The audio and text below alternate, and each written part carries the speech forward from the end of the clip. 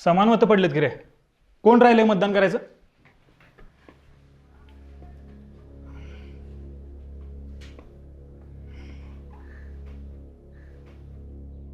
सांगा.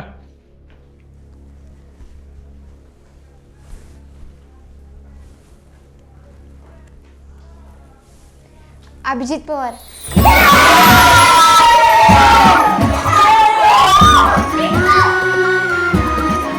बसा खाली.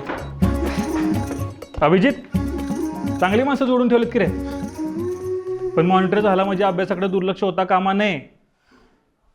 सत्तेची नशा सगळं विसरायला होती. ते पद आपल्याला कशासाठी मिळालंय हे कधीच विसरायचं नाही. आणि त्या पदासोबत जबाबदारी सुद्धा येते. त्यात कुठंच कमी पडायचं नाही. काय? हो सर, कधीच आणि कुठंच कमी नाही पडणार. तसं झालं तर बरंच आहे. नाहीतर आपल्याकडे गरिबांसाठी लढणारे श्रीमंत होतेत आणि गरीब गरीबच राहतो. असो, घ्या लिहून.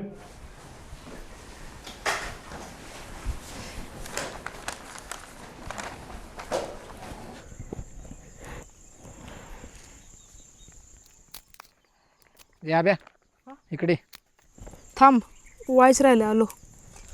मी आहे मोकळा, मी येऊ का? तुला बोलवायचं असतं तर आब्याला कशाला हाक मारली असती?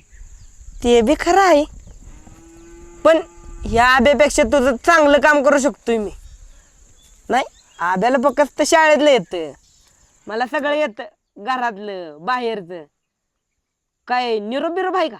येऊ का पोचवून? नाही, हातात चिठ्ठी बघितलं म्हणून म्हणलं येऊ का पोचवून. आपण कुणाला भेट नाही बरं का. त्या शुभेच्या संगीत आपणच दिलं की जुळवून. तो मला 1 रुपया द्यायचा चिठ्ठ्या नेऊन दिल्या आणि वाचून मी दाखवायचो. त्याचा 1 रुपया घ्यायचा तिच्याकडनं यागळा. का? अरे तिला वाचा यायचं नाही ना, ती तिसरी नापास आहे. आईला टोपी पडली. या ब्या इकडे. उठ की लवकर. यो मग तू तसली काय भानगड नाही ना? नाही म्हणजे चिठ्ठीचंच आहे, पण ह्याच्या शुभ्यागत नाही. साधं सरळ आणि सोपं आहे. तसं तू काय चुकीचं करणार नाहीस, पण आईचं भ्या वाटतंय. आईपर्यंत नाही जात काय. आणि बदलेत काय र? हिरोचं पण ठरलंय की, हाय का नाही? ए ते मस्करीत बोललो होतो. आता इमानदारीत म्हण, तरच जातो. बरं जा, पण ऐक, चिठ्ठी डायरेक्ट तिच्या हातात पडली पाहिजे, याच्या त्याच्या नाही. काळजी करूच नको, डायरेक्ट चिठ्ठी तिच्या हातात. प्रिय अश्विनी, आबाळा जसा चंद्र दिसतो तशीच तुम्हाला माझ्या काळ्या कुट्टा अंधारात उजेड देताना.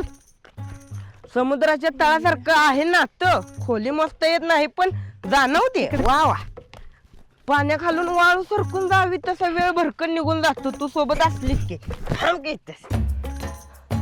हा, एखाद्या फुलातला हा काय लिहिलं? हा,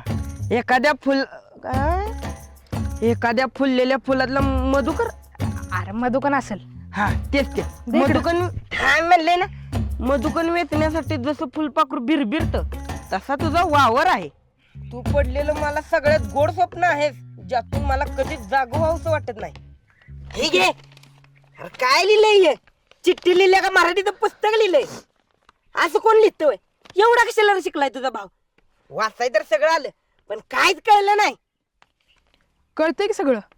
अरे तुला आणि त्याला कळली, पण जी वाचणार आहे त्याला कळली पाहिजे का नाही? अरे तो शुभ्या कसल्या भारी भारी चिठ्ठ्या लिहायचा. आत्ताच्या आत्ता भेटाय, लय प्रेम करू वाटतंय. ह्याला म्हणायचं खरं प्रेम. हे कसलं छपरी लिहिलंय? असं कुठं असतं व्हय खरं प्रेम? तुला काय माहित र प्रेम म्हणजे काय ती? मला काय माहित म्हणजे? अरे मोठ्या पोरांच्यात असतं सारखं मी. त्यांच्यात विषय काय असतील दुसरं? अरे त्यांच्याकडनं काय काय शिकायला मिळतं, कवाच ते शाळेत पण शिकवणार नाहीत. तू बी येत जा. चल, तिथं आहे रान तिचं. आता कुणी नसेल, पटकन देऊन येऊ. तुला कसं माहिती तर कोण नसेल म्हणून? अरे तो गण्या बी द्यायचा तिला चिठ्ठ्या, मीच नेऊन द्यायचो. कसं काय? अरे ते तुझ्या डोक्याच्या बाहेर जाय, तू नको घालू त्यात डोकं. तू म्हणलं की तू यायचं. हिरोचा पेन पाहिजे ना. चल.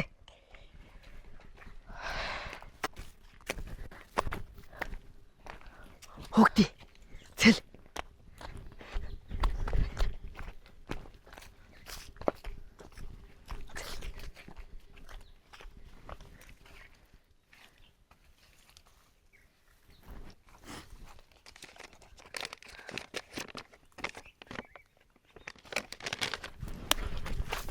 माझा काय संबंध नाही यात.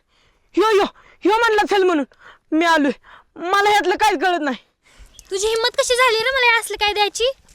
असलं काय नाही, साधी चिठ्ठी आहे ती.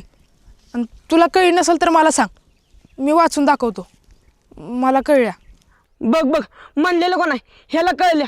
मला काहीच कळत नाही. ह्यानं वाचले बी. मी आजपर्यंत कवच कोणाची चिठ्ठी वाचली नाही. अरे देवाला तरी बी लागा. अरे येड्या, देवापेक्षा हिच्या बापाला भेलं पाहिजे. हा तिथे एकदा मार खाल्लाय. कुठं आहे त्यो प्रदीप? कोण? दाद्या वय? दाद्या असेल तुझा. आणि तुझा कुणीच नसणार आहे. तरी मला वाटलंच होतं तुझ्या मनात कुणीच नसणार आहे ते. गप्पे तू चाबऱ्या. बघ तुला चाबऱ्या म्हणले तर मी याला सांगत होतो. ए आभ्या, चल तुझ्या दाद्याला चांगलाच हिंगा दाखवते. चल असेल तो घरी. मी बी बघतो कसाला इंगा तुझा आहे ते.